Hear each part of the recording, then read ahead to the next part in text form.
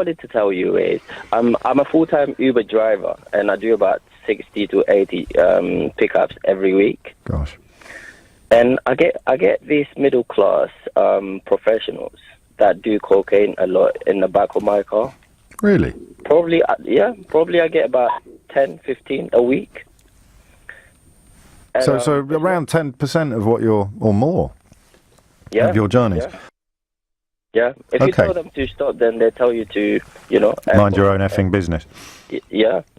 But you can give them a bad Uber rating, though, can't you? I don't use Uber. Nothing personal to you, Adam, and I wish you well with the work that you do. But but you can, if someone uses cocaine in the back of your car, can't you give them a bad rating? But the issue is, what are they going to do about it? Yeah. Yeah. And also, let me tell you something else. The deepest problem.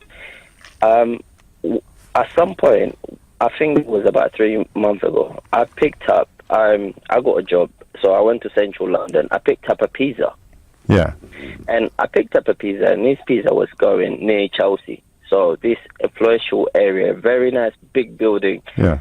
And I was a bit curious, so I opened it. I swear to God to you, there was about 10 grams of cocaine underneath the pizza. And I just acted like everything was normal and delivered it. So I've done... You've got to be careful, my friend. You could get done for that, you realise? That's exactly what I'm saying to you.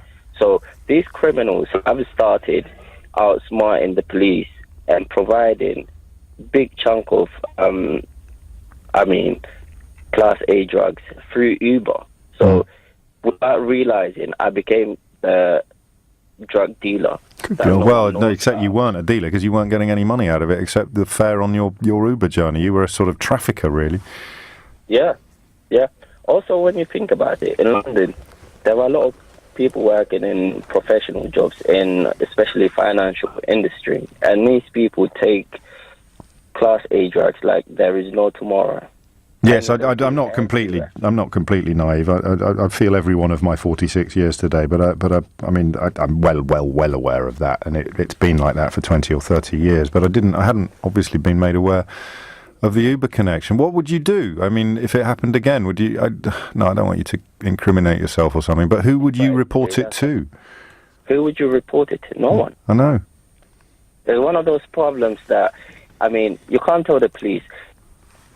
If the police sees, if a police sees a guy in a suit, wearing probably a £500 suit, walking down the street, are they going to search him for cocaine? I don't think so. They might go after someone who's wearing a hoodie in a council estate rather than someone who's walking down Moorgate, just finished work at 5 o'clock, going to a pub. Yeah, that's the real problem. And these people are financing a killing of young people on the street. They're a level down or 2 levels down. So it's ugly, isn't it? So going after the wealthy users will affect some of the senior players, but it won't necessarily make the junior players any safer because they're playing the same game on a slightly different pitch. Yeah. Also, when you think about it, a lot of young people that are working on the street, they really don't make that much money. The money's at the top level, with the working class, with the middle class and the wealthy, because they can consume cocaine. A cocaine costs about 70, 80 quid a gram in London. What kind of working class can afford that? I work a whole day and I make about 100, 120 a day. I won't be able to consume a gram of cocaine every day, can I? No.